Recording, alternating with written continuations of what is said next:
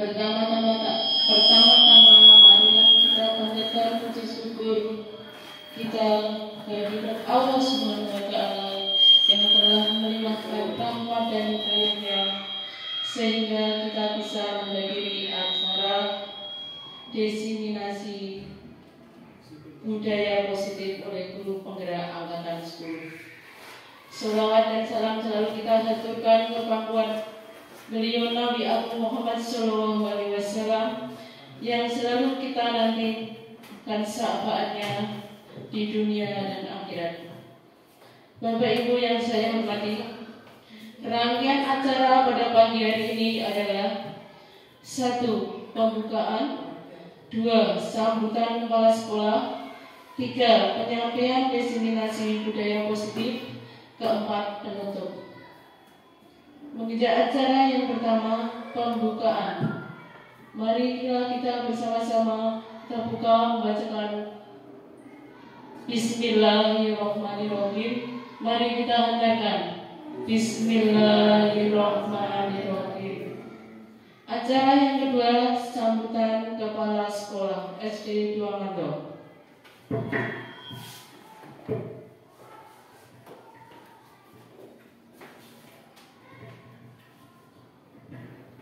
Assalamualaikum warahmatullahi wabarakatuh.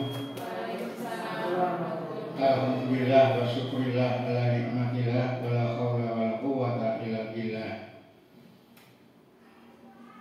Bapak Ibu dan karyawan SD 2 Ngandong yang saya hormati, yang selalu dimuliakan oleh Allah Subhanahu wa Ta'ala.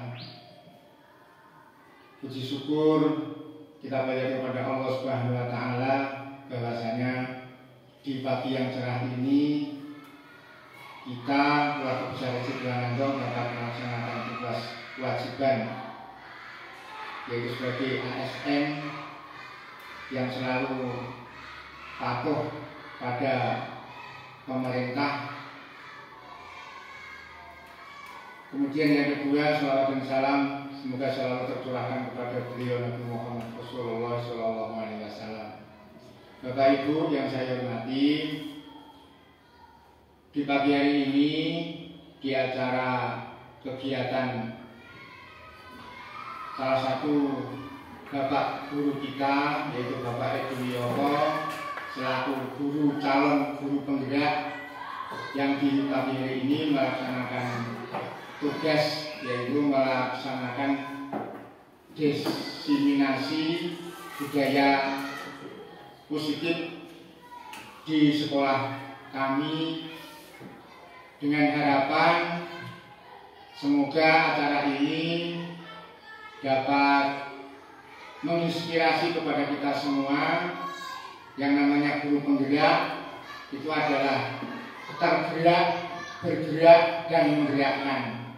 Semoga dengan adanya kegiatan guru penggerak atau calon guru penggerak di pagi hari ini, kita sebagai guru dan karyawan SD 2 Ngandong mendapat imbas dari kegiatan yang dilakukan oleh salah satu bapak guru kita, Pak Edi Wiyoko, yaitu bisa ikut tergerak, ikut bergerak, dan akhirnya nanti juga kita menjadi calon guru penggerak untuk berikutnya, periode berikutnya. Demikian yang dapat saya sampaikan, kurang lebihnya mohon maaf. Semoga dengan adanya kegiatan ini, pembelajaran di SD kami dengan harapan bisa meningkat, bisa mengubah mindset para bapak dan ibu guru untuk selalu menggerakkan pada diri sendiri, kemudian teman-teman yang lain, terutama adalah untuk siswa-siswa kami agar menuju keberhasilan pendidikan yang lebih baik. Kiranya cukup dari saya akhiri. Assalamualaikum warahmatullahi wabarakatuh.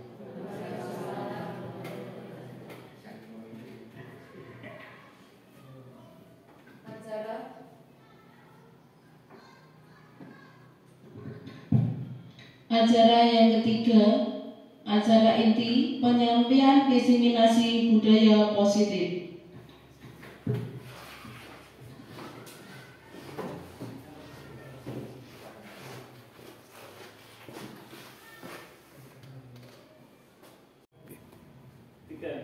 Assalamualaikum warahmatullahi wabarakatuh. Waalaikumsalam warahmatullahi wabarakatuh. Saya Edi Wiyogo, CGP Angkatan 10 Kabupaten Jepara, akan mendiseminasi budaya positif dan segitiga restitusi aksi nyata modul 1.4 budaya positif.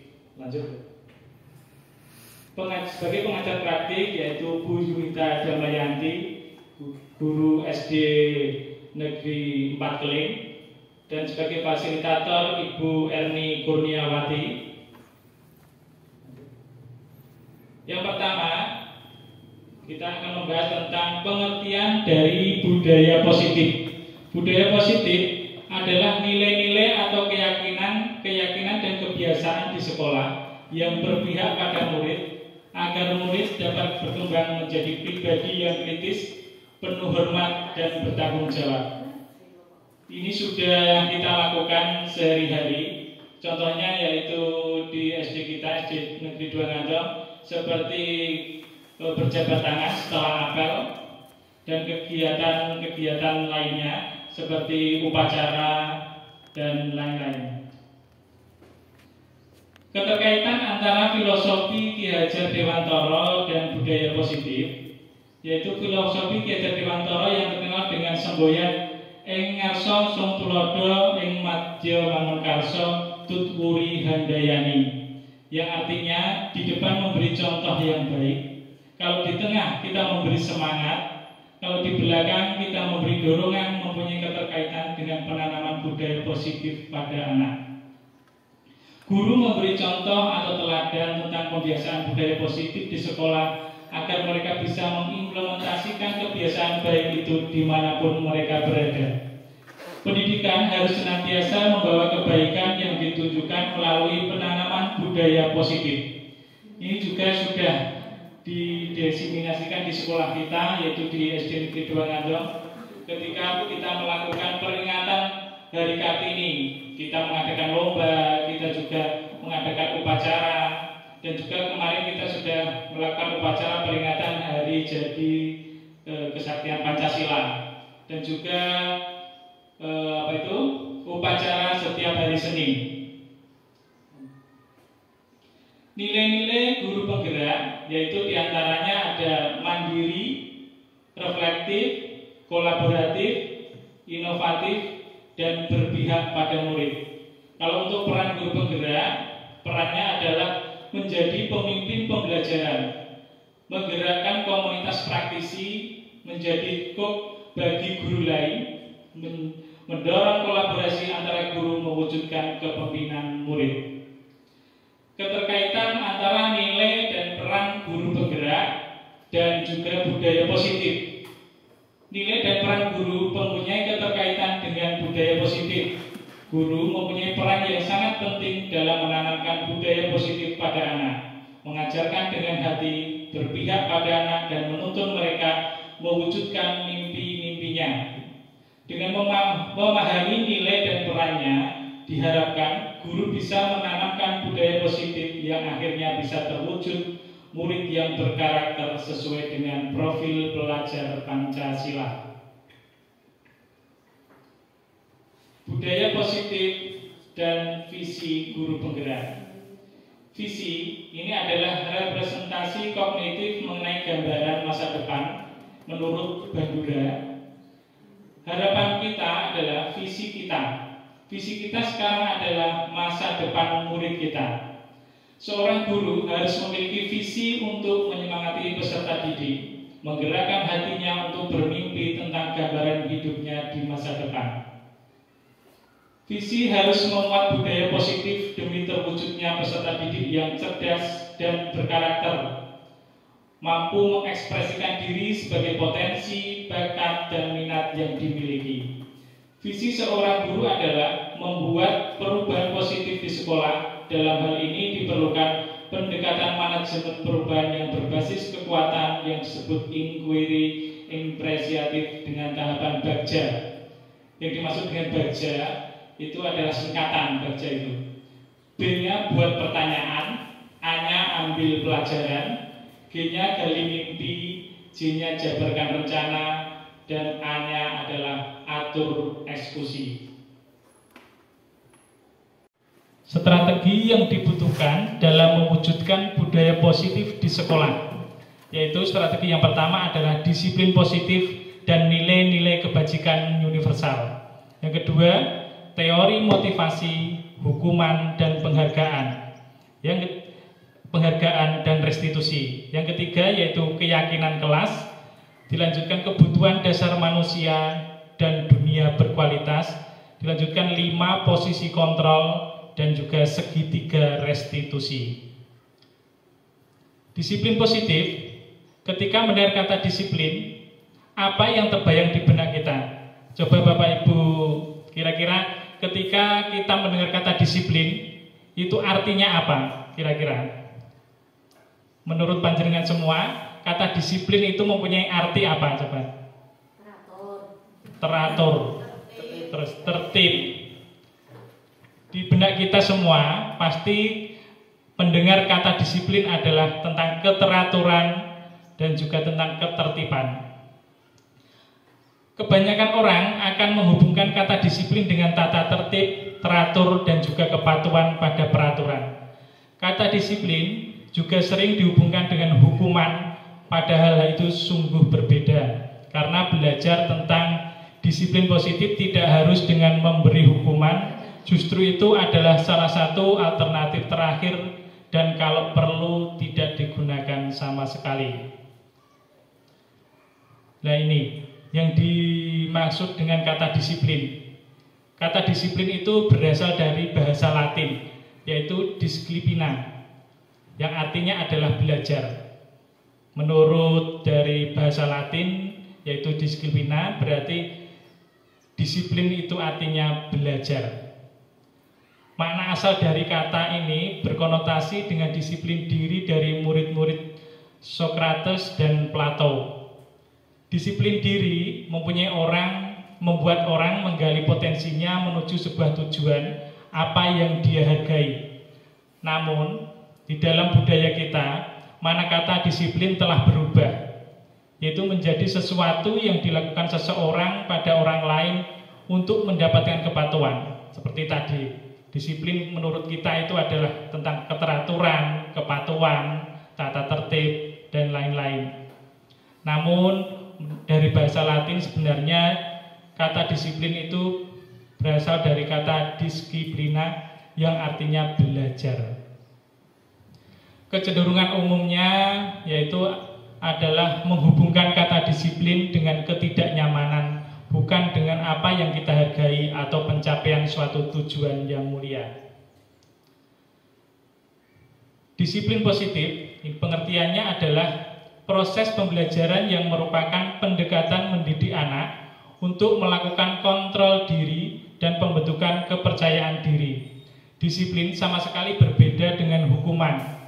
Meskipun disiplin sering diterapkan dengan menggunakan teknik hukuman, disiplin positif merupakan unsur utama dalam terwujudnya budaya positif yang kita cita-citakan di sekolah.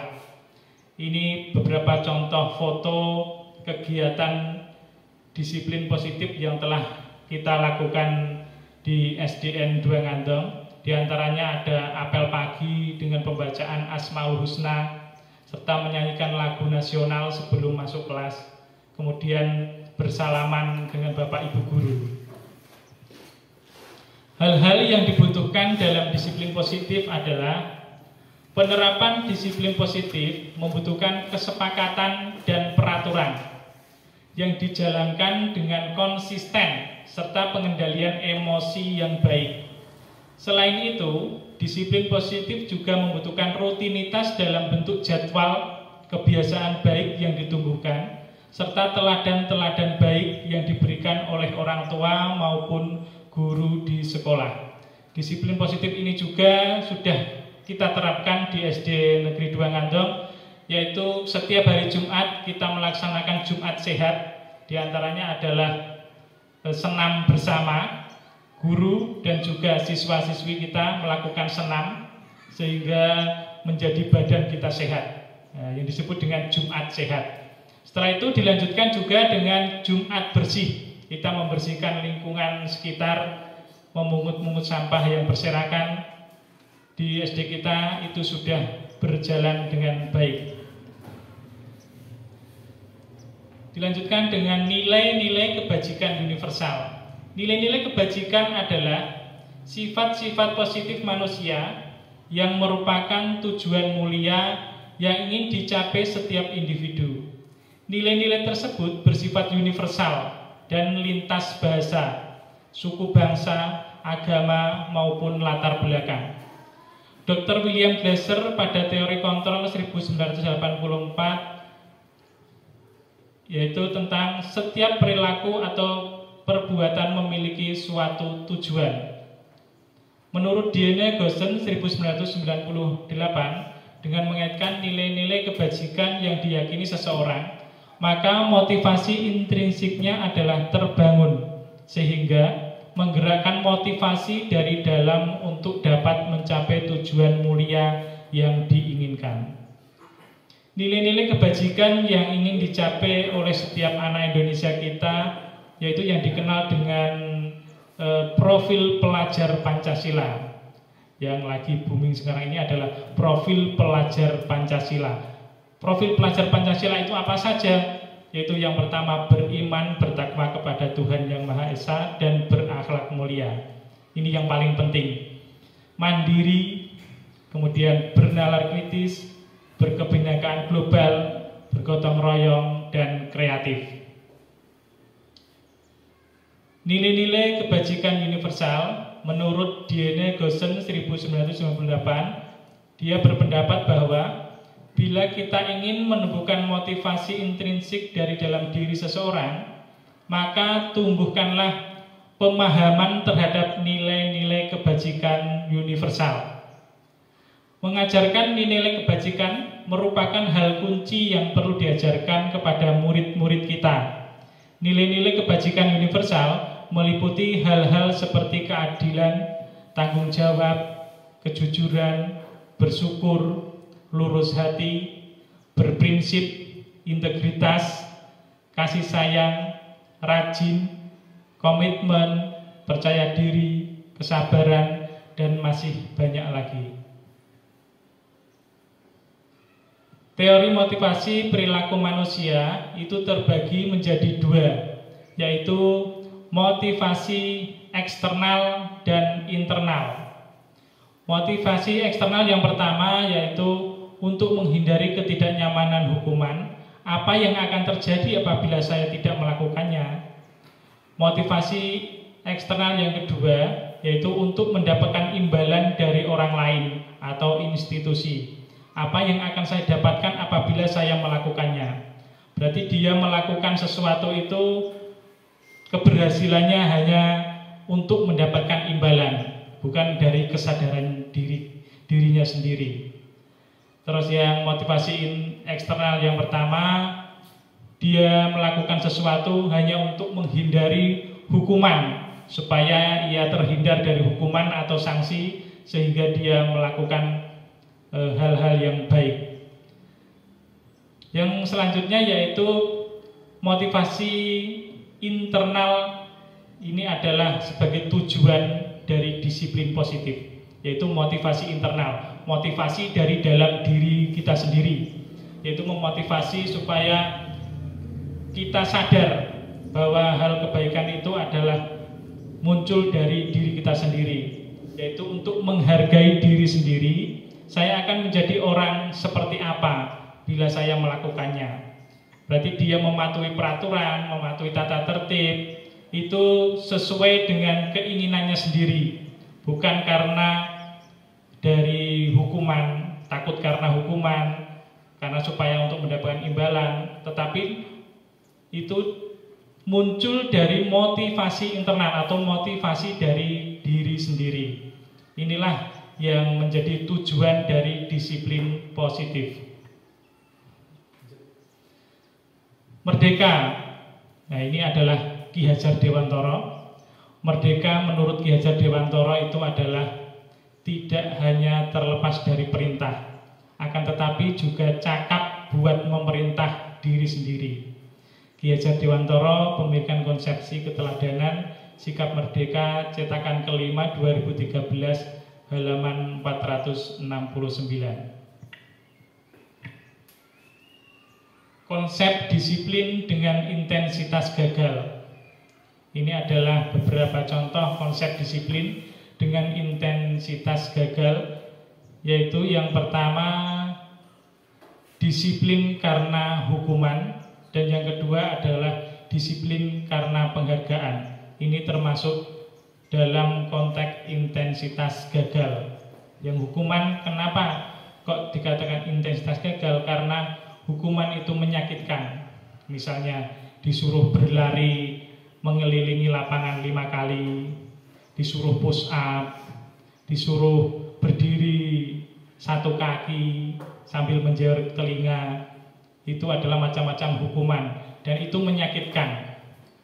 Kemudian menimbulkan rasa tidak nyaman dan juga menimbulkan murid menjadi ketakutan dan memaksa untuk mematuhi peraturan, menjadikan ia terpaksa harus mematuhi peraturan karena takut akan adanya hukuman jika melanggar peraturan tersebut. Murid menyembunyikan kesalahan. Murid yang berani, dia akan menyembunyikan kesalahannya karena dia takut kalau ia jujur nanti mendapatkan hukuman atau sanksi. Murid menjadi rendah diri. Rendah diri itu adalah ketakutan, sama dengan ketakutan, minder, dia tidak percaya diri. Jadi hukuman itu termasuk intensitas yang gagal. Dilanjutkan, intensitas gagal yang kedua yaitu penghargaan.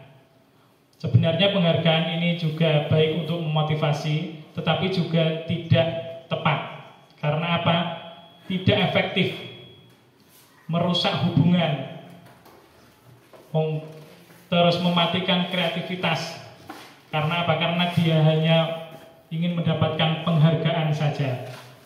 Menghukum dengan sistem ranking, kayak untuk ranking 1, kayak untuk ranking 2, itu menjadikan kesenjangan, merampas hak dan menghargai dirinya. Konsep disiplin dengan intensitas yang sukses. Ini konsep disiplin, contoh konsep disiplin dengan intensitas yang sukses. Kalau tadi dengan intensitas yang gagal, yaitu dari hukuman dan juga penghargaan. Karena ini adalah konsep disiplin dengan intensitas yang sukses, yaitu konsekuensi. Yang kedua adalah restitusi. Konsekuensi yang pertama yaitu penguatan jangka pendek. Perlunya adanya monitoring berkelanjutan, stimulus dan respon. Kemudian murid menghormati peraturan, kehilangan waktu untuk mengulangi kesalahan. Yang kedua, restitusi, yaitu murid menjadi bertanggung jawab atas perilakunya, fokus pada pemecahan masalah jangka panjang. Murid menghormati dirinya sendiri dan juga menghormati orang lain. Kemudian dirinya itu memegang kontrol. Yang memegang kontrol itu adalah siswa itu sendiri. Kemudian murid bersemangat memperbaiki kesalahannya masing-masing. Hukuman itu tidak membantu anak menjadi disiplin. Hukuman bukanlah strategi disiplin yang membantu kita mencapai tujuan. Hukuman justru memiliki dampak jangka pendek ataupun jangka panjang yang berpengaruh terhadap kemandirian anak. Bahkan hukuman itu juga bisa menimbulkan dendam yang berkepanjangan bagi anak-anak. Walaupun dia sudah lulus dari SD, lulus dari sekolah kita, namun ia masih terngiang-ngiang bahwa dia pernah dihukum, pernah dijewer, pernah dipukul, pernah disuruh berlari mengitari lapangan 20 kali, pernah disuruh push up, digebleki. Nah, itu masih ada dendam, ada perasaan benci di dalam hatinya, walaupun pada saat di sekolahan ia tidak memunculkan dendam itu, namun dendam itu bisa berkepanjangan sampai dia dewasa. Hal-hal yang melekat dalam benak anak ketika mendapatkan hukuman adalah rasa tidak nyaman dalam menjalani hukuman. Disiplin positif ini menggunakan motivasi internal dalam diri untuk mencapai tujuan, bukan menggunakan motivasi eksternal seperti hukuman, ancaman, ataupun sogokan, maupun pujian-pujian dari orang lain. Penghargaan atau reward. Saat ini berulang kali menjanjikan hadiah kepada anak. Kita sering juga menjanjikan kepada anak bahwa nanti kalau kalian misalnya ranking 1, kalian akan dibelikan bu guru ini. Nanti kalian akan mendapatkan ini. Saat kita berulang kali menjanjikan hadiah kepada anak-anak agar berperilaku bertanggung jawab, atau kepada seorang murid agar mempelajari sesuatu yang baru, atau kepada seorang karyawan agar melakukan pekerjaan yang berkualitas, kita sedang berasumsi mereka tidak dapat melakukannya, atau mereka tidak akan memilih untuk melakukannya. Menurut Alfie Kohn, Punished by Reward 1993, wawancara ASCD Annual Konferensi Maret 1995, mengemukakan baik penghargaan maupun hukuman adalah cara-cara mengontrol perilaku seseorang yang menghancurkan potensi untuk pembelajaran yang sesungguhnya. Menurut Kohn, secara ideal tindakan belajar itu sendiri adalah penghargaan sesungguhnya. Pengaruh penghargaan, pengaruh jangka pendek dan jangka panjang. Jadi penghargaan itu ada pengaruhnya jangka pendek dan juga mempengaruhi dalam jangka yang sangat panjang, yaitu penghargaan efektif.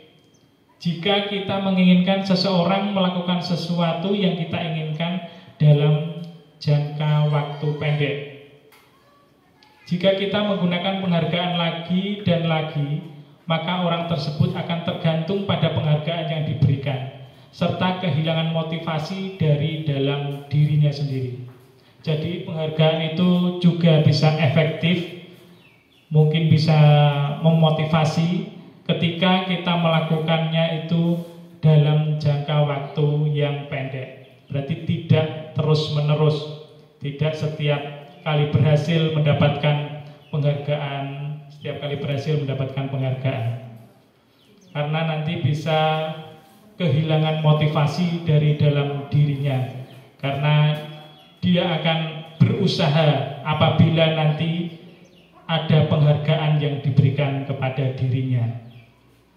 Jika kita mendapatkan penghargaan untuk melakukan sesuatu yang baik, maka selain kita senantiasa berharap mendapatkan penghargaan tersebut lagi, kita pun menjadi tidak menyadari tindakan baik yang kita lakukan.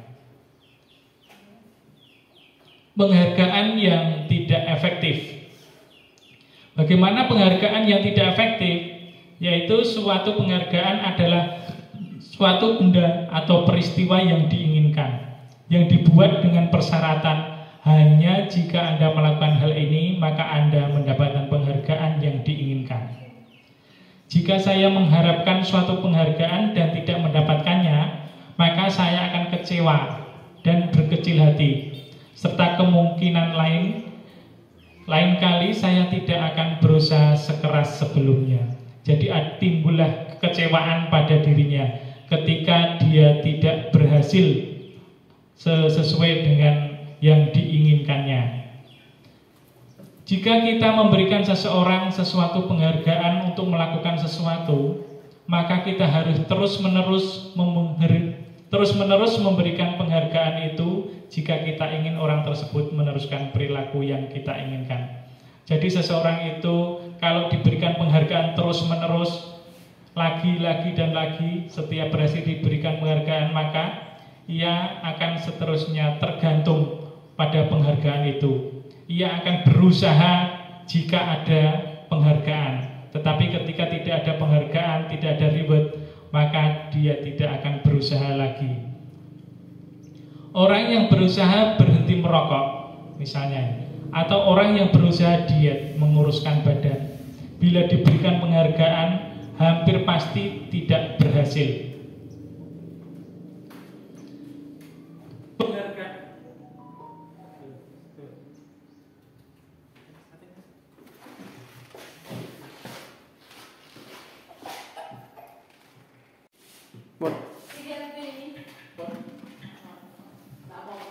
Penghargaan itu bisa merusak hubungan, yaitu ketika seorang diberi penghargaan atau dipuji di depan orang banyak, maka yang lain akan merasa iri. Kenapa dia dipuji, aku kok tidak? Dan sebagian dari mereka akan tidak menyukai orang yang diberikan penghargaan tersebut.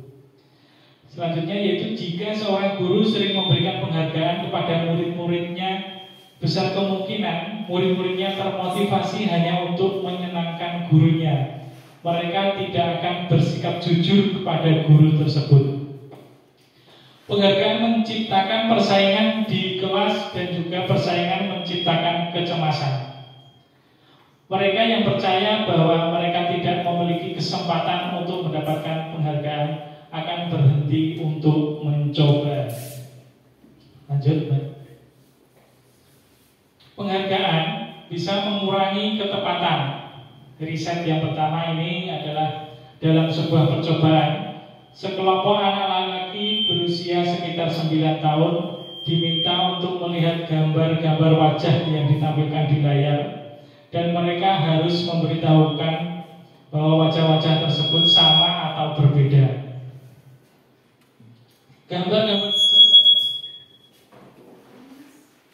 Gambar-gambar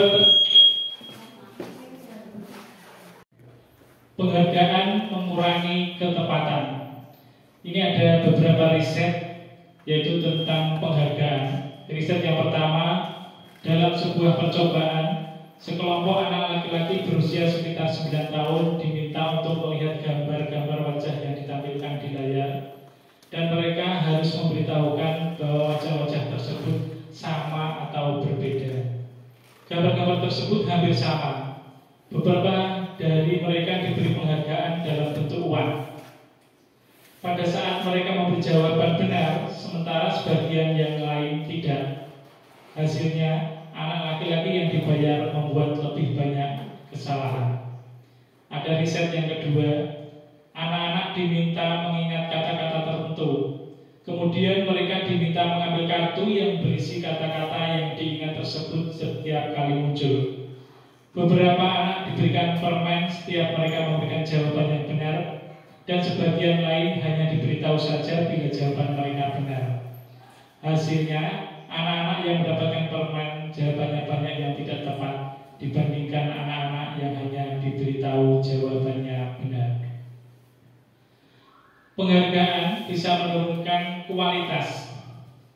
Pengamatan dilakukan pada sekelompok mahasiswa dan mahasiswi yang sedang kerja praktik di sebuah surat kabar universitas. Saat itu mereka sedang belajar menuliskan sebuah artikel tentang sebuah judul berita utama. Seiring waktu, mahasiswa dan mahasiswi tersebut semakin mampu bekerja dengan cepat.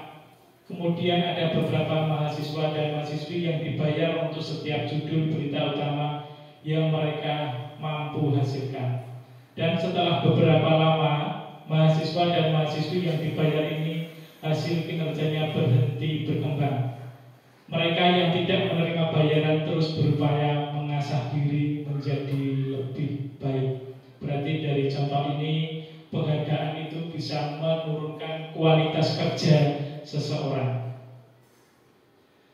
Penghargaan juga bisa mematikan kreativitas. Contohnya, murid-murid diminta berpikir mengenai hadiah atau penghargaan yang bisa mereka dapatkan bila berhasil menulis sebuah puisi. Kreativitas kelompok murid-murid ini menjadi berkurang dibandingkan dengan tidak diberitahukan tentang hadiah yang bisa mereka terima. Penelitian menunjukkan bahwa pekerjaan seni atau sebuah penulisan cerita menjadi kurang kreatif bila dijanjikan sebuah hadiah ataupun juga penghargaan. Dalam tugas-tugas memecahkan masalah, para murid memakan waktu lebih lama dan memberikan jalan keluar kurang kreatif saat mereka dijanjikan suatu penghargaan. Penghargaan juga bisa menjadi penghukum atau juga bisa menghukum. Penghargaan menghukum mereka yang tidak mendapatkan penghargaan, misalnya dalam sistem ranking. Mereka yang mendapatkan ranking kedua akan merasa paling dihukum. Mungkin sekarang sudah tidak ada ranking lagi, sudah dihilangkan. Ini mungkin betul karena bisa menimbulkan kesenjangan tadi. Yang kedua, memberikan penghargaan dan hukuman adalah hal yang sama karena keduanya mencoba mengendalikan perilaku seseorang. Yang ketiga, karena orang pada dasarnya tidak suka dikendalikan, dalam jangka waktu lama penghargaan akan terlihat sebagai hukuman. Jika suatu penghargaan diharapkan, namun Anda tidak mendapatkannya, Anda akan merasa dihukum. Motivasi dari dalam diri atau motivasi intrinsik. Saat seseorang anak belajar untuk pertama kali menggabungkan huruf-huruf dan kata-kata, serta menyadari bahwa ia dapat membaca, tinggal pijar di mata dan sebuah senyuman di wajahnya, anak tersebut begitu gembira bahwa ia telah mempelajari dan menguasai sesuatu keterampilan baru. Kesadaran akan kemampuannya bahwa dia sudah dapat membaca sesungguhnya sudah merupakan suatu penghargaan. Berarti kesadaran akan kemampuan itu adalah merupakan sebuah penghargaan dari diri kita sendiri. Jika kita memberikan penghargaan pada seorang anak pada saat dia sedang merasa bangga dengan pencapaiannya sendiri, maka kita akan mengambil kegembiraan yang saat itu sedang dirasakan secara alamiah. Pembentukan keyakinan sekolah atau keyakinan kelas. Yang pertama yaitu keyakinan kelas bersifat lebih abstrak daripada peraturan yang lebih rinci dan konkret. Keyakinan kelas berupa pernyataan-pernyataan universal. Pernyataan keyakinan kelas senantiasa dibuat dalam bentuk positif. Keyakinan kelas hendaknya tidak terlalu banyak sehingga mudah diingat dan dipahami oleh semua warga kelas. Keyakinan kelas sebaiknya sesuatu yang dapat diterapkan di lingkungan tersebut, di lingkungan sekolah. Semua warga kelas hendaknya ikut berkontribusi dalam pembuatan keyakinan kelas lewat kegiatan curah pendapat, tanya jawab, bersedia meninjau kembali keyakinan kelas dari waktu ke waktu. Ini adalah contoh dari keyakinan kelas, misalnya berdoa sebelum dan sesudah pelajaran, tepat waktu dan aktif di kelas, dan lain-lain. Kebutuhan dasar manusia. Kebutuhan dasar manusia ini dibagi menjadi 5. Yang pertama yaitu kebutuhan untuk bertahan hidup atau yang disebut dengan survival. Kebutuhan yang kedua cinta dan kasih sayang atau love and belonging. Yang ketiga kebebasan atau disebut dengan freedom. Yang keempat kesenangan atau fun. Yang kelima kekuasaan atau power. Ini ada beberapa pertanyaan. Tolong nanti Bapak Ibu juga ikut menjawab ya. Pertanyaan yang pertama, Pak Guru bilang aku tidak boleh bersenandung sewaktu mengerjakan tugas. Katanya kelas harus tenang, tidak ada suara. Padahal kan aku suka dan senang bernyanyi. Kira-kira anak tersebut memerlukan kebutuhan apa? Kira-kira memerlukan kebutuhan apa Bapak Ibu? Yang bebas.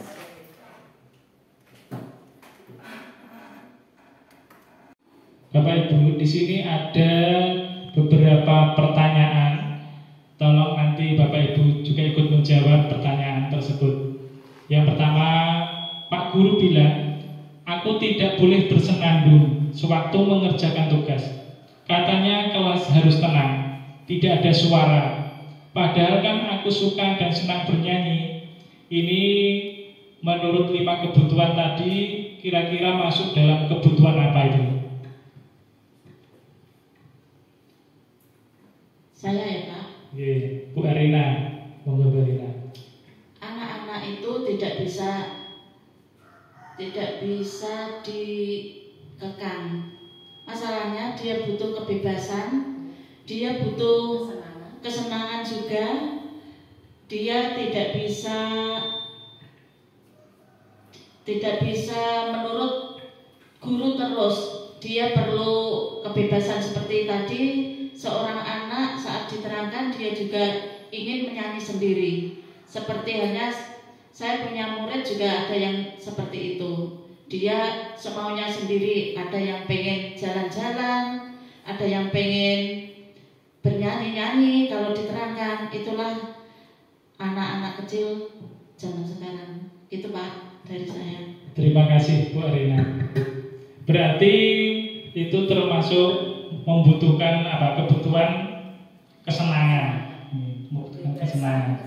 Nah, kita simak dulu jawabannya, nanti kita lihat sesuai atau tidak. Yang kedua yaitu Pak Guru tidak menyapaku hari ini. Padahal aku pakai jepit rambut baru. Berarti dia membutuhkan apa anak tersebut? Anak-anak perlu perhatian khusus. Dia pengennya itu diperhatikan.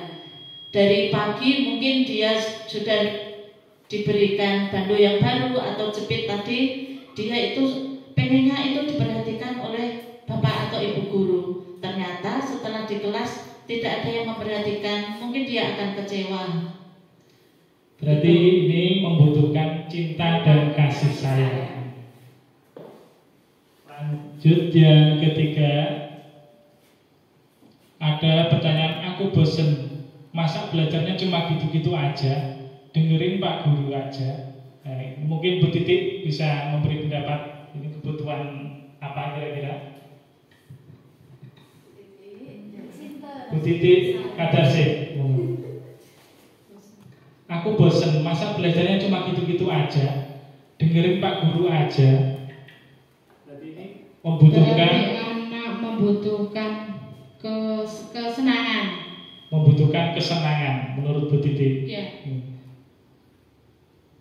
Dilanjut lagi Mbak, nanti dilihat apakah sesuai.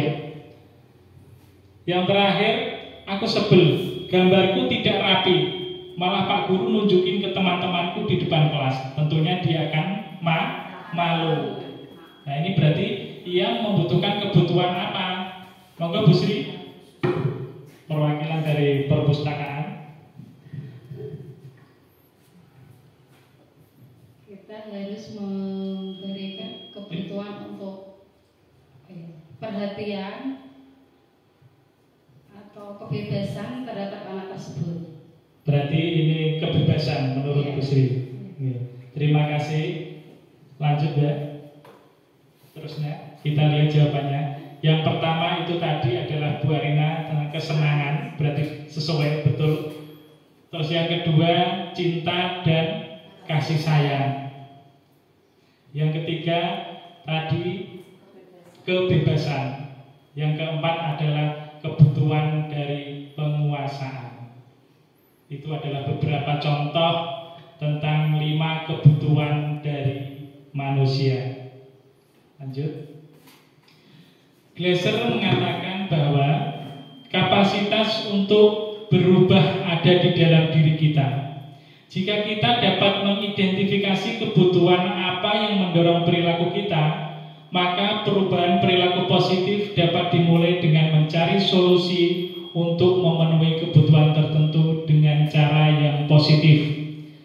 Semua orang senantiasa berusaha untuk memenuhi kebutuhannya dengan berbagai cara. Bila mereka tidak bisa mendapatkan kebutuhannya dengan cara yang positif, mereka bisa melanggar peraturan atau melakukan hal-hal yang tidak sesuai dengan nilai-nilai kebajikan. Seorang murid yang tidak begitu berhasil secara akademik, mungkin kebutuhan akan penguasaan tidak terpenuhi di sekolah. Oleh karena itu, mungkin dia akan mencoba untuk memenuhi kebutuhannya akan penguasaan dengan mencoba mengatur orang lain di lapangan bermain atau bahkan menyakiti mereka secara fisik. Sebagai guru, kita dapat melibatkannya dalam kegiatan yang memberi peluang murid tersebut membuat pencapaian yang berarti. Seorang yang tidak merasa diterima oleh teman-temannya, kebutuhannya akan kasih sayang dan rasa diterima tidak terpenuhi. Oleh karena itu, dia mungkin akan memiliki satu teman dan memisahkan diri yang lain.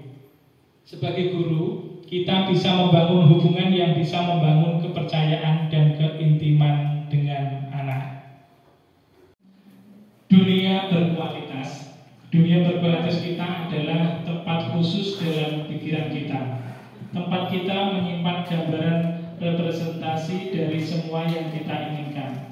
Bisa berisi orang-orang, hal-hal dan apa saja yang terbaik dalam hidup kita, dan membuat kita merasa bahagia dan terpenuhi kebutuhan dasar kita. Dari William Glasser menyebutkan seperti semacam album foto, sehingga isinya tidak akan terlalu banyak, hanya akan terdiri dari beberapa hal saja yang sangat signifikan dan benar-benar terbaik dalam hidup Anda yang membuat hidup Anda menjadi lebih bermakna. Kebutuhan dasar bersifat lebih umum dan universal, sedangkan dunia berkualitas lebih unik dan personal. Murid kita juga mempunyai gambaran dunia berkualitas mereka. Tentunya sebagai guru kita ingin mereka memasukkan hal-hal yang bermakna dan nilai-nilai kebajikan yang hakiki di dalam dunia berkualitas mereka. Bila guru dapat membangun interaksi yang memberdayakan dan memerdekakan murid, maka murid akan meletakkan dirinya sendiri sebagai individu yang positif dalam dunia berkualitas karena mereka menghargai nilai-nilai kebajikan. Berikut ini akan disampaikan suatu program disiplin positif yang berpusat pada murid yang dikembangkan oleh Dana Gosen dengan pendekatan restitusi yang disebut dengan 5 posisi kontrol. Dana Gosen dalam bukunya Restoring School Discipline tahun 1998 mengemukakan bahwa guru perlu meninjau kembali penerapan disiplin di dalam ruang kelas mereka selama ini. Apakah telah efektif, apakah berpusat, memerdekakan, dan memandirikan murid. Bagaimana dan mengapa? Melalui serangkaian riset dan berdasarkan pada teori kontrol Dr. William Glasser, Gosen berkesimpulan ada 5 posisi kontrol yang diterapkan seorang guru, orang tua, ataupun atasan dalam melakukan kontrol. Kelima posisi kontrol tersebut adalah sebagai penghukum. Yang pertama itu adalah sebagai penghukum. Yang kedua, membuat rasa bersalah. Yang ketiga, sebagai teman. Yang keempat, sebagai pemantau. Dan yang terakhir adalah sebagai manajer. 5 posisi kontrol. Yang pertama yaitu sebagai penghukum. Ini adalah seorang penghukum itu bisa menggunakan hukuman fisik maupun hukuman verbal. Yang kedua, membuat orang merasa bersalah. Biasanya guru akan bersuara lebih lembut sehingga membuat murid itu merasa bahwa dirinya itu bersalah. Yang ketiga, sebagai teman. Guru pada posisi ini tidak akan menyakiti murid, namun akan tetap berupaya mengontrol murid tersebut melalui persuasi. Yang keempat, monitoring atau sebagai pemantau. Monitoring itu adalah mengawasi. Berarti guru itu memantau dan mengawasi siswa-siswinya. Yang kelima, yaitu sebagai manajer. Respon yang menunjukkan tanggung jawab guru dalam posisi terakhir, yaitu sebagai manajer, adalah posisi mentor di mana guru berbuat sesuatu bersama dengan murid, mempersilahkan murid, mempertanggungjawabkan perilakunya, mendukung murid agar dapat menemukan solusi atas permasalahannya sendiri. Yang pertama, contoh dari penghukum. Ini seorang penghukum bisa menggunakan hukuman fisik maupun verbal. Orang-orang yang menjalankan posisi penghukum senantiasa mengatakan bahwa sekolah memerlukan sistem atau alat yang dapat lebih menekan murid-murid lebih dalam lagi. Guru-guru yang menerapkan posisi penghukum akan berkata, "Patuhi aturan saya," atau "Awas, kamu selalu saja salah. Selalu pasti selalu yang terakhir selesai." Guru seperti ini senantiasa percaya hanya ada satu cara agar pembelajaran bisa berhasil, yaitu dengan cara guru tersebut. Sebagai seorang penghukum, itu biasanya nada yang digunakan, nada suaranya adalah tinggi, seperti menghadik, membentak, dan menggunakan bahasa tubuh, yaitu matanya melotot, jari-jari menunjuk atau menghadik. Terlambat lagi, pasti terlambat lagi. Ini misalnya, selalu datang terlambat. Kapan bisa datang tepat waktu? Itu dengan nada suara yang tinggi, dengan melotot, cara Jawanya menelan, dan menunjuk siswa tersebut. Hasilnya apa? Kalau kita menggunakan cara penghukum tadi, yaitu kemungkinan murid akan menjadi marah dan mendendam atau bersifat agresif. Bisa jadi sesudah kembali duduk, murid tersebut akan mencoret-coret bukunya atau meja tulisnya. Lebih buruk lagi, sepulang sekolah murid melihat motor atau mobil bapak ibu guru akan menggores kendaraan tersebut dengan paku. Ini misalnya.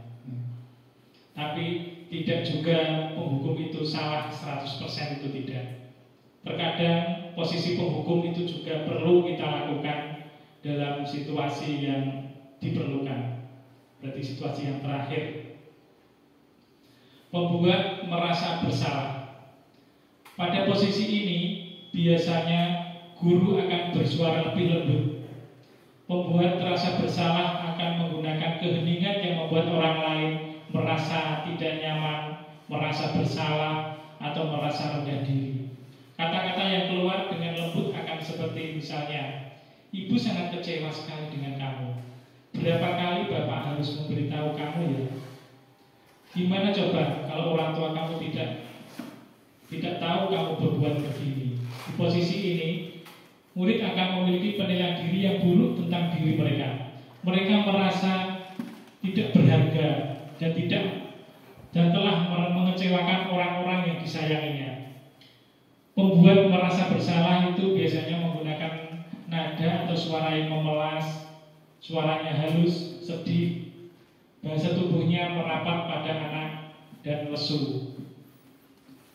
Contohnya, "Adi, kamu ini bagaimana ya? Kamu sudah berjanji dengan ibu tidak akan terlambat lagi.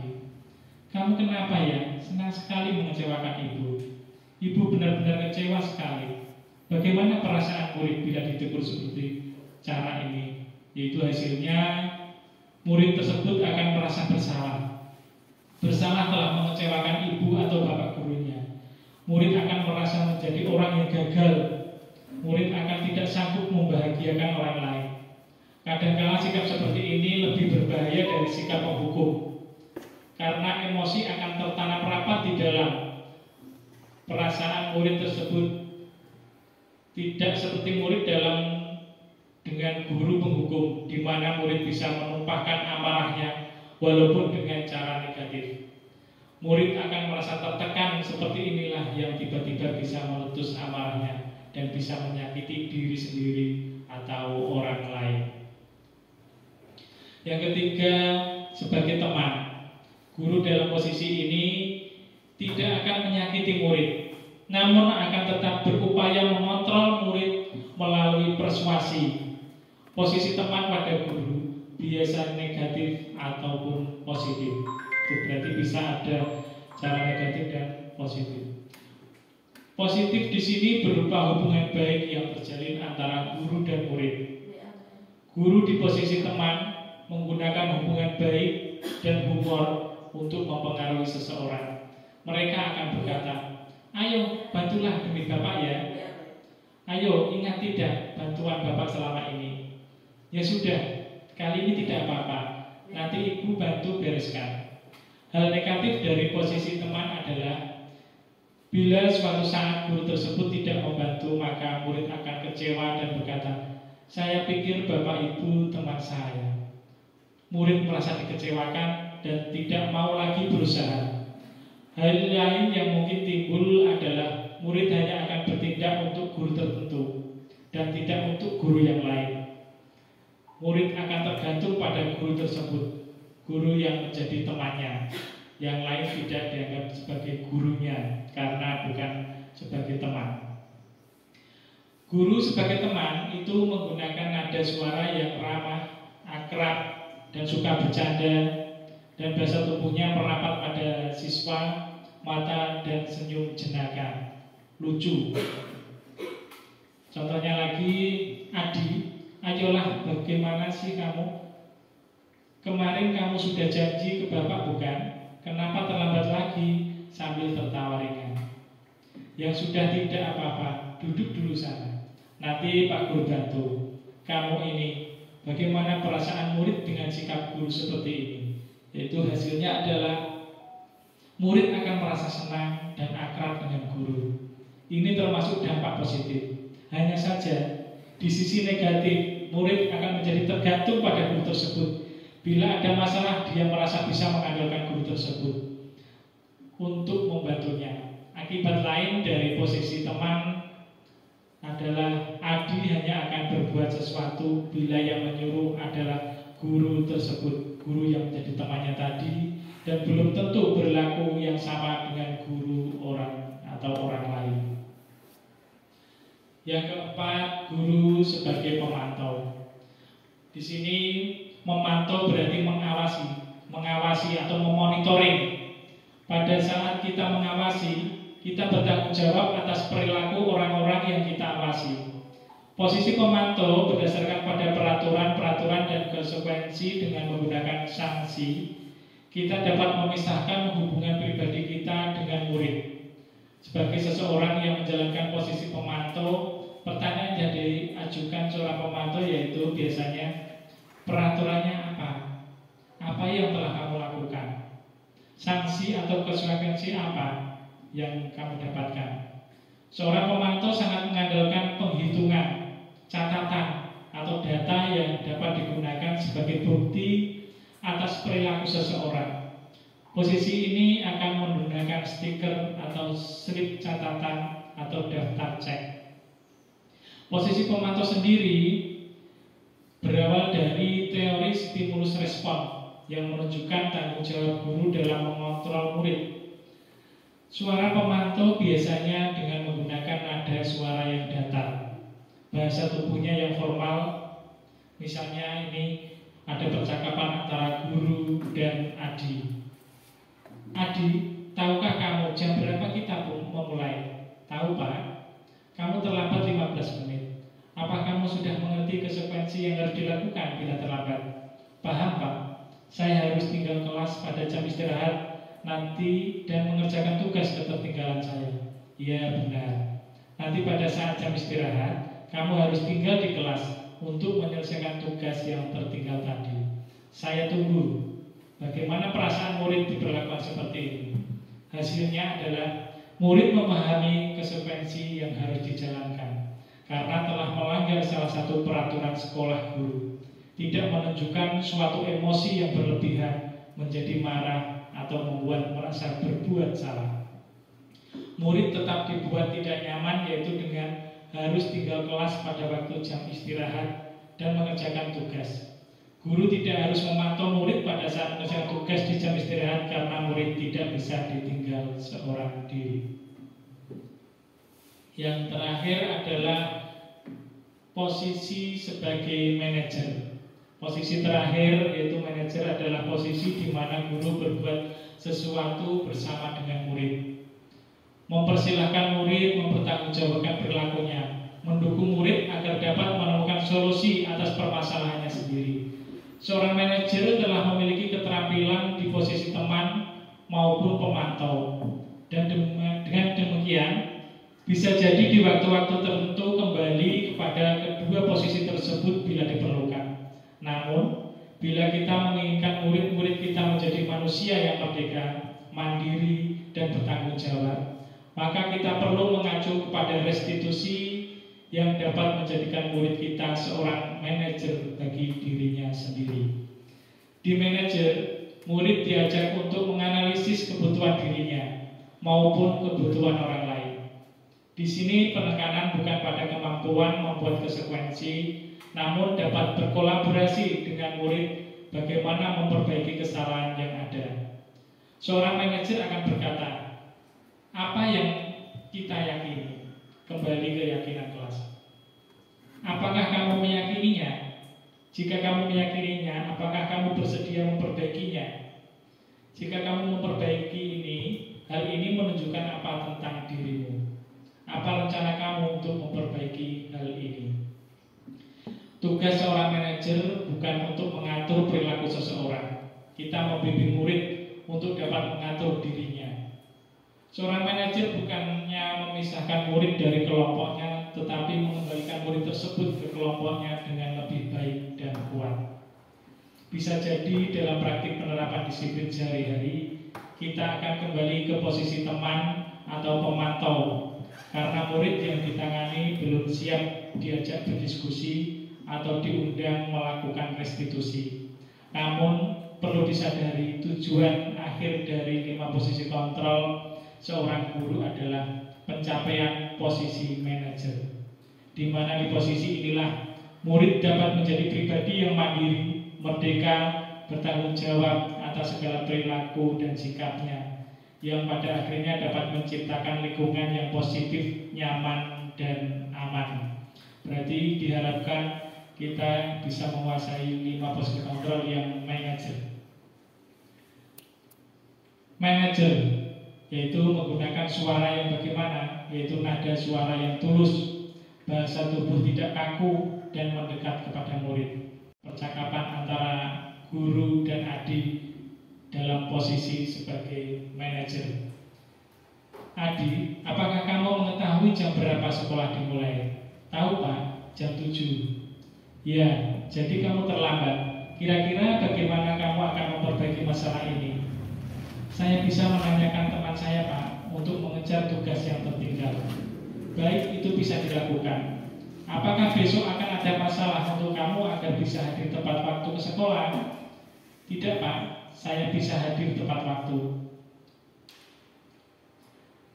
Guru, baik, saya hargai usahamu untuk memperbaiki diri. Bagaimana perasaan murid diperlakukan seperti itu? Pada posisi manajer ini, maka suara guru sebaiknya tulus, tidak perlu marah-marah, tidak perlu meninggikan suara, apalagi menunjuk-nunjuk jari ke murid.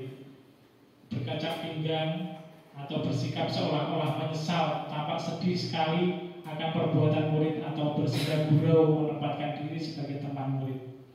Fokus ada pada murid, bukan untuk membahagiakan guru atau orang tua. Murid sudah mengetahui adanya suatu masalah dan sesuatu yang perlu terjadi. Bila guru mengambil posisi pemantau, guru akan melihat apa konsekuensinya, apa peraturannya.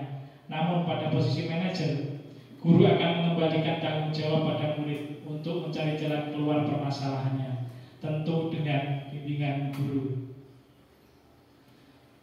Ini kita memasuki ke segitiga restitusi. Pengertian dari restitusi adalah proses menciptakan kondisi bagi murid untuk memperbaiki kesalahan mereka, sehingga mereka bisa kembali pada kelompok mereka dengan karakter yang lebih kuat. Ini menurut Gosen tahun 2004. Restitusi juga merupakan proses kolaboratif yang mengajarkan murid untuk mencari solusi untuk masalah mereka dan membantu murid berpikir tentang orang seperti apa yang mereka inginkan dan bagaimana mereka harus memperlakukan orang lain menurut Carlson Gossen tahun 1996. Ciri-ciri dari restitusi yaitu yang pertama adalah bukan menebus kesalahan, namun belajar dari kesalahan itu. Yang kedua, memperbaiki hubungan. Yang ketiga, tawaran bukan paksaan. Yang keempat, menuntun untuk melihat ke dalam diri. Dilanjutkan mencari kebutuhan dasar yang mendasari tindakan. Fokus pada karakter bukan tindakan. Dan menguatkan serta fokus pada solusi. Perbedaan antara contoh kasus siswa yang sering tidak mengerjakan PR antara hukuman, konsekuensi, dan restitusi. Ketika ada kasus siswa yang sering tidak mengerjakan PR, dalam penanganannya ini ada perbedaan ketika kita menggunakan hukuman atau konsekuensi atau kita menggunakan dengan cara restitusi. Kalau dengan hukuman yaitu guru menghukum siswa dengan misalnya disuruh hormat, yaitu di tiang bendera selama 10 menit misalnya, atau disuruh berdiri 1 kaki. Guru marah-marah dan murid menjadi takut. Ini adalah hukuman. Kalau konsekuensi, misalnya guru memberikan konsekuensi untuk mengerjakan PR waktu istirahat atau mengerjakan PR berkali lipat. Berarti mengambil hak siswa dalam istirahat untuk mengerjakan PR dan mengerjakan PR-nya berlipat-lipat. Guru tegas dan siswa menghormati peraturan itu. Yang terakhir yaitu kita menggunakan restitusi. Guru menanyakan keyakinan kelas yang dibuat, keyakinan kelas dirinya, dan membantu siswa menyelesaikan masalahnya. Guru terbuka dan menghormati dirinya serta orang lain. Contoh penerapan 5 posisi kontrol, yaitu penghukum, pembuat rasa bersalah, sebagai teman, sebagai pemantau, dan yang terakhir adalah sebagai manajer.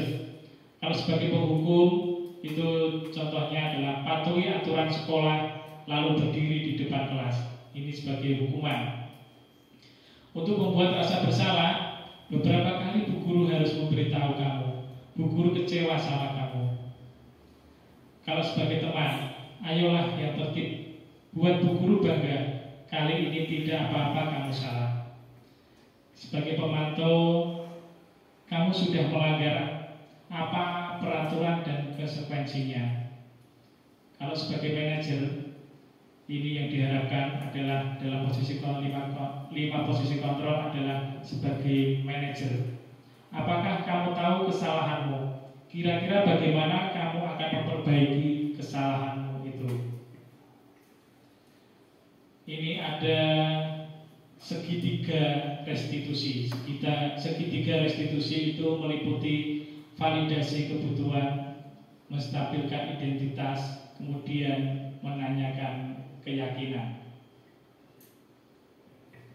Lanjut, Pak. Sekian, terima kasih. Dan kalau ada pertanyaan ataupun tanggapan dari Bapak Ibu Guru, itu sangat saya harapkan demi menambah wawasan saya. Bapak Ibu, desiminasi telah selesai. Saya mohon tanggapan dari Bapak Ibu dari desiminasi yang telah saya sampaikan. Mungkin bisa disampaikan Bu Titi Kadarse. Ya, terima kasih Pak. Assalamualaikum, saya Titi Kadarse, guru dari kelas 1. Saya akan memberikan sedikit merefleksi, yaitu materi yang disampaikan sangat relevan dan membantu kami dalam memahami konsep disiplin positif dengan lebih baik. Saya merasa mendapatkan wawasan baru tentang bagaimana cara mengimplementasikan disiplin positif di kelas saya, khususnya kelas 1. Presentasi ini sangat interaktif dan mendorong kami untuk berpartisipasi aktif dalam diskusi. Aktivitas yang dilakukan selama presentasi membantu memperkuat pemahaman kami terhadap materi. Selanjutnya, saya siap menerapkan strategi disiplin positif yang telah dipelajari di kelas saya. Terima kasih. Terima kasih Bu Titi. Ada lagi? Monggo Bu Arina. Assalamualaikum warahmatullahi wabarakatuh. Saya Arina Juniati, guru kelas 2. Saya mengucapkan terima kasih atas presentasi yang dipaparkan oleh Pak Edi tentang budaya positif dalam lingkungan sekolah.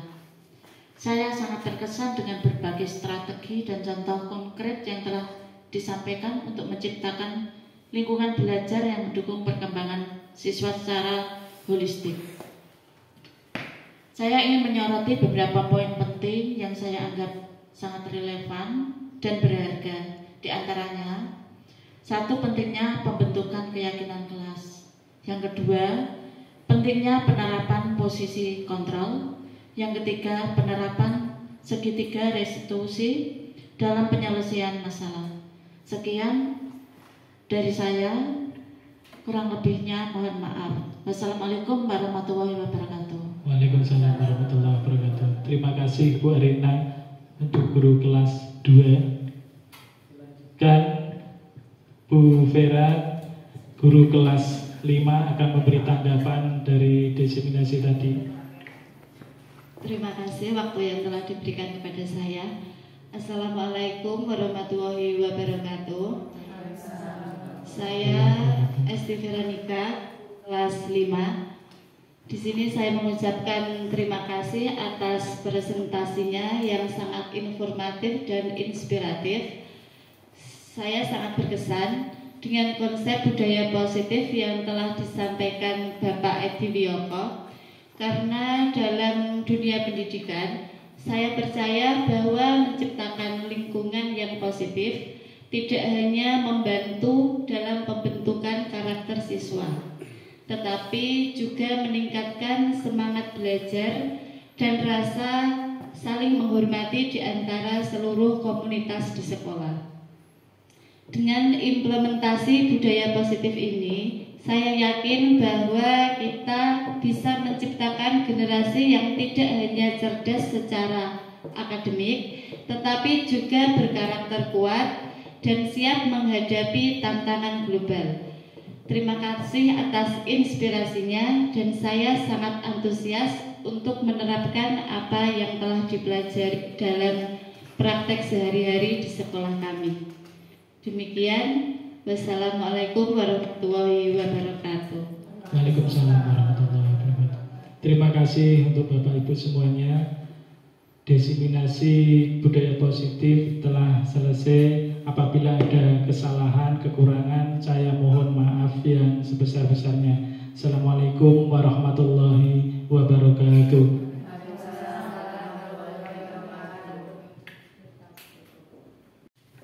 Demikian acara telah selesai dan acara penutup. Saya sebagai selaku pembawa acara, apabila ada tutur kata yang kurang berkenan di hati Bapak Ibu, saya minta maaf yang sebesar-besarnya. Terima kasih. Wassalamualaikum warahmatullahi wabarakatuh.